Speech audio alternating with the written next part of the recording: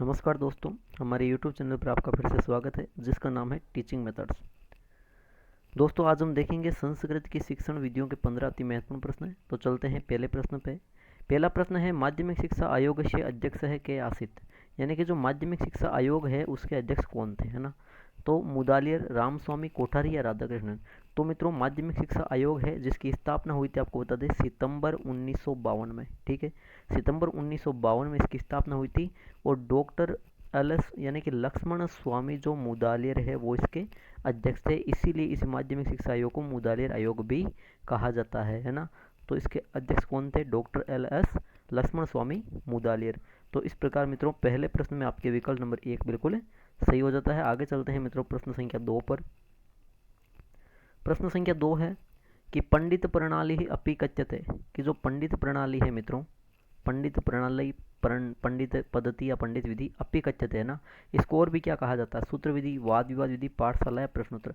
तो देखिए जो पाठशाला विधि है इसी के अन्य भाग है, जो सूत्र विधि है, वाद विवाद विधि है और प्रश्नोत्तर विधि है ना।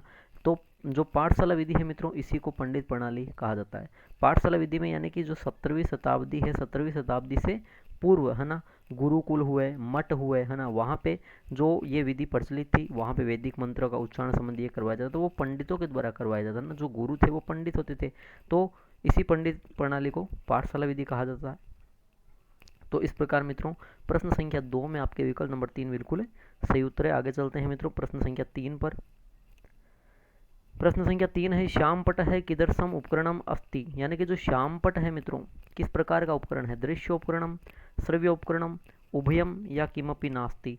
यानी कि जो श्यामपट है वो किस प्रकार का उपकरण है? दृश्य है, श्रव्य है, दोनों है या कोई भी नहीं, है ना। तो आपको पता है कि जो श्यामपट है हम उसे देखते हैं, है ना, न कि सुनते हैं। तो इस प्रकार मित्रों श्यामपट एक दृश्य उपकरण हो जाता है। तो इस प्रकार मित्रों आपके जो प्रश्न संख्या 3 है वहाँ पे विकल्प नंबर 1 बिल्कुल सही होगा। आगे चलते हैं मित्रों प्रश्न संख्या 4 पर। प्रश्न संख्या 4 है मित्रों कि आगमन विधेय प्रयोग है बहुती, जो आगमन विधि है इसका प्रयोग होता है ना, यानी आगमन विधि का प्रयोग होता है। व्याकरण शिक्षण में होता है, काव्य शिक्षण है, भाषा शिक्षण है या इतिहास शिक्षण है ना। तो आगमन विधि ना इतिहास शिक्षण में आती है, ना ही भाषा की है, ना ही काव्य की, है ना। ये आती है आगमन विधि मित्रों व्याकरण शिक्षण में ना। आगमन विधि ये मनोवैज्ञानिक विधि है, ठीक है, और इसमें जो सरल से कठिन की ओर जो शिक्षण सूत्र है वो अपनाया जाता है, ठीक है। इसके अलावा आगमन जो विधि है उसमें उदाहरण से नियम, ये इसकी वेरी इंपॉर्टेंट विशेषता है। उदाहरण से नियम की ओर चलते हैं आगमन विधि में, और ये याद रखना जो प्राथमिक कक्षाएं हैं उनमें ज़्यादातर उपयोगी है, और ये व्याकरण शिक्षण की सर्वश्रेष्ठ विधि है। तो इस प्रकार मित्रों प्रश्न संख्या 4 में आपके विकल्प नंबर 1 बिल्कुल सही उत्तर होगा। आगे चलते हैं मित्रों प्रश्न संख्या 5 पर। प्रश्न संख्या 5 है भाषाया तत्वम अस्ति, कि भाषा का तत्व है, भाषा का तत्व कौन सा है ना। तो देखिए उच्चारणम, बिल्कुल उच्चारण करना भी भाषा का तत्व है। शब्द ज्ञानम, शब्दों का ज्ञान करना, पहचान करना, शब्दों को समझना, है ना। और शब्द भेद, दो शब्दों के बीच में क्या भेद है उनमें तुलना करना, उनकी ध्वनि पहचानना, ये भी भाषा का तत्व है। इसका मतलब है सर्वे यानी कि सभी। तो भाषा के तत्व ये सभी है। तो इस प्रकार मित्रों प्रश्न संख्या 5 में आपके विकल्प नंबर 4 बिल्कुल सही उत्तर है। आगे चलते हैं मित्रों प्रश्न संख्या 6 पर। प्रश्न संख्या 6 है भंडारकर पद्धतिया अपरम नाम किम, यानी कि जो भंडारकर पद्धति है इसका दूसरा नाम क्या है? जो भंडारकर विधि आपने पढ़ी होगी, अपरम यानी दूसरा, इसका दूसरा नाम क्या है? तो इसका दूसरा नाम सूत्र विधि नहीं है, ना ही सहयोग है और ना ही व्याख्या पद्धति, है ना। भंडारकर पद्धति का मित्रों दूसरा नाम है अनुवाद पद्धति, यानी जिसे बोला जाता है व्याकरण अनुवाद विधि। भंडारकर विधि का दूसरा नाम व्याकरण अनुवाद विधि, यानी भंडारकर विधि इसी को कहते हैं। क्यों कहते हैं? क्योंकि इसको डॉक्टर जो रामकृष्ण गोपाल भंडारकर थे वो इसके अध्यक्ष प्रवर्तक थे, है ना। वो इसके प्रवर्तक या जनक थे भंडारकर विधि के, वो इसको लेकर आए, तो उन्हीं के नाम पर फिर इसको भंडारकर विधि कर दिया गया।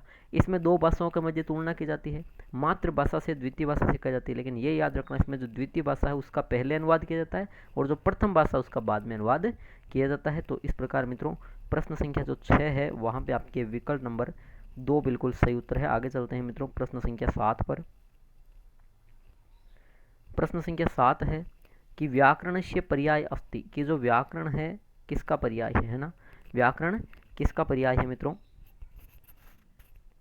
तो देखिए व्याकरण पर्याय किसका है, मानव अनुशासन नहीं है, राष्ट्रानुशासनम नहीं है, सैनिकानुशासनम नहीं है, यह है मित्रों शब्दानुशासनम, है ना। यानी कि व्याकरण का पर्याय शब्दानुशासन है, या ऐसे कह सकते हैं कि व्याकरण को शब्दानुशासन किसने कहा। तो याद रखना मित्रों, जो आपके जो पाणिनि है मित्रों ना, पाणिनि है, उन्होंने अष्टाध्यायी लिखा था, तो उसमें इसका जिक्र किया था, यानी कि व्याकरण को शब्दानुशासन पाणिनि ने कहा था। तो इस प्रकार मित्रों प्रश्न संख्या जो 7 है आपके, वहां पे विकल्प नंबर 2 बिल्कुल सही उत्तर है। आगे चलते हैं मित्रों प्रश्न संख्या 8 पर।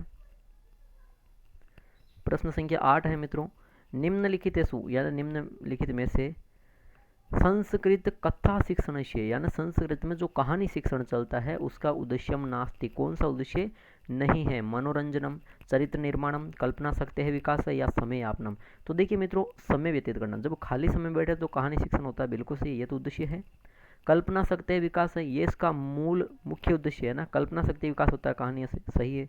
और हाँ, कहानियों से अच्छी सीख मिलती है, इसका मतलब क्या है, सद्वर्तियाँ मिलती है, चरित्र निर्माण होता है ना। तो कौन सा उद्देश्य नहीं है, केवल मनोरंजन करना ही कथा शिक्षण का उद्देश्य नहीं है। इस प्रकार मित्रों प्रश्न संख्या 8 में आपके विकल्प नंबर 1 बिल्कुल सही उत्तर होगा। आगे चलते हैं मित्रों प्रश्न संख्या 9 पर। प्रश्न संख्या 9 है कि रसानुभूति मुख्य उद्देश्यम भवति, कि जो रसानुभूति है, यानी कि रस प्लस अनुभूति, रस की अनुभूति होना, या दूसरा कह सकते हैं आनंद अनुभूति, है ना। तो ये मुख्य उद्देश्य किसका है, गद्य शिक्षण का नहीं, गद्य में तो अर्थ विचार, है ना, ये विश्लेषण होता है। और कथा शिक्षण में कल्पना शक्ति होती है। व्याकरण शिक्षण, व्याकरण तो भाषा को शुद्ध व परिमार्जित करती है। तो बच्चा कौन सा, काव्य शिक्षण, है ना। यानी कि काव्य शिक्षण का मुख्य उद्देश्य रसानुभूति होता है। काव्य शिक्षण यानी पद्य शिक्षण या कविता शिक्षण कह सकते हैं। ये पढ़ने से आनंद आता है, रस की अनुभूति होती है। तो इस प्रकार मित्रों प्रश्न संख्या जो आपके 9 है, वहाँ पे विकल्प नंबर 3 बिल्कुल सही उत्तर होगा। आगे चलते हैं मित्रों प्रश्न संख्या 10 पर। प्रश्न संख्या 10वां है कि पठन कौशलम नाम किम, ये वेरी इंपॉर्टेंट क्वेश्चन है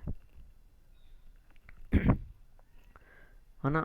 पठन कौशल नाम किम, यानी पठन कौशल किसका नाम है, या यूँ कह सकते हैं कि पढ़ना किसे कहते हैं। जो कौशल 4 होते हैं उसमें पठन किसे कहते हैं। पाठ्य अभिज्ञानम, क्या पाठ का ज्ञान करना ही, गलत। पाठ्य कंठस्थीकरणम, पाठ को कंठस्थ कर लेना पठन कौशल कहलाता है, ये भी गलत। पाठ्य ऊंचे पठनम, यानी कि पाठ को उच्च स्वर में पढ़ना, जोर से पढ़ना, नहीं। पठन कौशल कहलाता है मित्रों पाठ्य अर्थकरणम, यानी कि आप जो भी पढ़ रहे हो उसका अर्थ को समझो, उस अर्थ को ग्रहण करो, कह सकते हैं उस अर्थ को आत्मसात कीजिए, वो पठन कौशल कहलाता है। तो इस प्रकार मित्रों प्रश्न संख्या 10 में आपके विकल्प नंबर 4 बिल्कुल सही उत्तर होगा। आगे चलते हैं मित्रों प्रश्न संख्या 11वें पर। प्रश्न संख्या 11 है दोस्तों, शिक्षा क्षेत्र उपचार इति शब्दस्य को अर्थ, कि शिक्षा क्षेत्र में आपका एक शब्द है उपचार, इस शब्द का क्या अर्थ है। तो देखिए मित्रों उपचार शब्द आपने देखा होगा, जो उपचारात्मक शिक्षण है ना, वो शब्द है, ठीक है। अधिगमनम यानी कि प्राप्ति करना या समझना, कुछ सीखना, ये उपचार नहीं है। अवबोधन यानी कि सोचना समझना, ये भी नहीं है। संप्रेषणम, संप्रेषण करना, वार्तालाप बातचीत करना, ये भी नहीं है। उपचार का अर्थ बताया है सर्वविध दोषाणाम निराकरणम, कि जो भी विधियां है ना, जो भी पद्धति है, जो विषय वस्तु है, उनके जो दोष है उन दोष को निराकरण करना, निवारण करना, दूर करना ही उपचार है मित्रों, है ना, ये बताया है ना। उपचारात्मक शिक्षण यही तो है कि जो भी विधियां हैं उनके निराकरण कर दें, दोष का निराकरण करना, उनमें जो कठिनाइयाँ आई उनकी पहचान करना, वो तो निदान हो जाएगा, और फिर उनको दूर करना उपचार कहलाएगा। तो इस प्रकार मित्रों प्रश्न संख्या 11वें में आपके विकल्प नंबर 4 बिल्कुल सही उत्तर है। आगे चलते हैं मित्रों प्रश्न संख्या 12वें पर। प्रश्न संख्या 12वां है कि पाठ्य पुस्तक निर्माणे आंतरिक पक्षस्य सिद्धांत है भवति। पाठ्य पुस्तक आपके टॉपिक है, वहाँ से 1-2 प्रश्न जरूर आएंगे, एक प्रश्न आएगा। तो देखिए पाठ्य पुस्तक के निर्माण में पूछे है इसका, देखिए एक आंतरिक पक्ष होता है, एक बाहरी पक्ष, ये 2 पक्ष होते हैं मुख्य रूप से ना। तो उनमें से आंतरिक पक्ष का सिद्धांत है।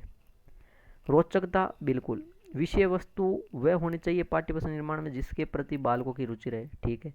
विषय वस्तु ऐसी हो जिसका कुछ उद्देश्य हो, लक्ष्य हो, ये भी सही है, उद्देश्यता।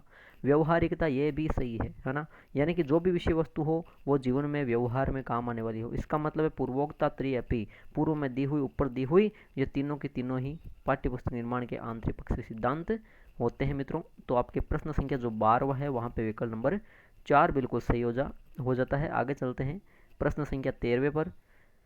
प्रश्न संख्या 13 है मित्रों, लेखन कलायाः अत्यधिक महत्वम, कि जो लेखन कला है इसका अत्यधिक महत्व कहाँ पर है। लेखन कला यानी लेखन कौशल, इसका अत्यधिक महत्व कहाँ पर है। मंचेसु, मंच में तो वाचन का होता है। नाट्य स्थल, यहाँ पर भी लेखन काम नहीं आएगा। गरहेसु, घर में देखिए लगभग सभी कौशलों का काम, सभी जो कौशल होते हैं उनको काम आता है ना। लेकिन जो विद्यालय से संबंधित कौन सा है मित्रों, लेखन कला। केवल लेखन कला का अत्यधिक महत्व पूछा है तो अत्यधिक महत्व विद्यालय में ही होता है। इस प्रकार मित्रों प्रश्न संख्या 13 में आपके विकल्प नंबर 4 बिल्कुल सही उत्तर होगा। आगे चलते हैं मित्रों प्रश्न संख्या 14 पर। प्रश्न संख्या 14 है, परायण विधेय अंगम अस्ति, कि जो परायण विधि है ये किसका अंग है ना। परायण विधि किसका अंग है। व्याकरण विधि का नहीं, प्रत्यक्ष विधि डायरेक्ट मेथड इसका भी नहीं है, प्रश्नोत्तर विधि का भी नहीं है ना, पाठशाला विधि का है मित्रों। देखिए पाठशाला विधि या परायण विधि लगभग एक ही है, ठीक है। दोनों में होता क्या है मित्रों, दोनों में जो वैदिक मंत्र है ना, जो वैदिक मंत्र है, जो मित्रों गायत्री मंत्र है, ओमकार है ना, इन मंत्रों का उच्चारण करना सिखाया जाता था पाठशाला विधि में। 17वीं शताब्दी से पूर्व यह चलती थी है ना। गुरु और शिष्य, शिष्य गुरुकुल में रहकर ही या मठों में रहकर ही अध्ययन करता था। तो इस प्रकार दोस्तों प्रश्न संख्या 14 में आपके विकल्प नंबर 4 बिल्कुल सही उत्तर है। आगे चलते हैं मित्रों अंतिम प्रश्न संख्या 15 पर। 15वां प्रश्न है मित्रों कि संस्कृत अध्यापनाय भंडारकर मतानुसारम का पद्धति उपकारिका अभवत, यानी कि संस्कृत के अध्यापन में, जब अध्यापन शिक्षण करवाने के अनुसार जो भंडारकर मत अनुसार, जो भंडारकर थे कौन से, डॉक्टर रामकृष्ण गोपाल भंडारकर, उनके मत के अनुसार कौन सी पद्धति उपकारिक बहुत है, कौन सी पद्धति सर्वश्रेष्ठ होती है ना। उन्होंने कौन सी संस्कृत अध्यापन में विधि बताई थी। वार्तालाप पद्धति इन्होंने नहीं बताई, ना ही इन्होंने परंपरागत यानी प्राचीन विधि बताई, ना ही इन्होंने पाठ्य पुस्तक जो सैद्धांतिक विधि होती है वो बताई है ना, ये इन्होंने नहीं बताई। भंडारकर विधि भी कहते हैं इसको, क्यों, क्योंकि डॉक्टर रामकृष्ण गोपाल भंडारकर ने ये विधि दी थी। डॉक्टर रामकृष्ण गोपाल भंडारकर ने ये विधि दी, इसलिए इसको भंडारकर विधि का। कौन सी विधि मित्रों, वो है व्याकरण अनुवाद पद्धति, यानी कि व्याकरण अनुवाद विधि, जिसमें दो भाषाओं के मध्य तुलना करके, जिसमें मातृभाषा बिल्कुल मातृभाषा का प्रयोग होता है, वर्जित नहीं होता है। प्रत्यक्ष विधि की याद रखना, जो प्रत्यक्ष विधि है ना मित्रों, उस प्रत्यक्ष विधि में जो आपके मातृभाषा का वर्जित होता है, लेकिन इसमें मातृभाषा की सहायता से दूसरी भाषा सिखाई जाती है। लेकिन विशेषता क्या है, मुख्य ये याद रखना कि द्वितीय भाषा का अनुवाद पहले किया जाता है, प्रथम भाषा का अनुवाद बाद में किया जाता है। इन्होंने व्याकरण अनुवाद पद्धति का समर्थन किया था डॉक्टर रामकृष्ण गोपाल भंडारकर ने। इस प्रकार मित्रों प्रश्न संख्या 15 में आपके विकल्प नंबर जो 3 है वो बिल्कुल सही होगा।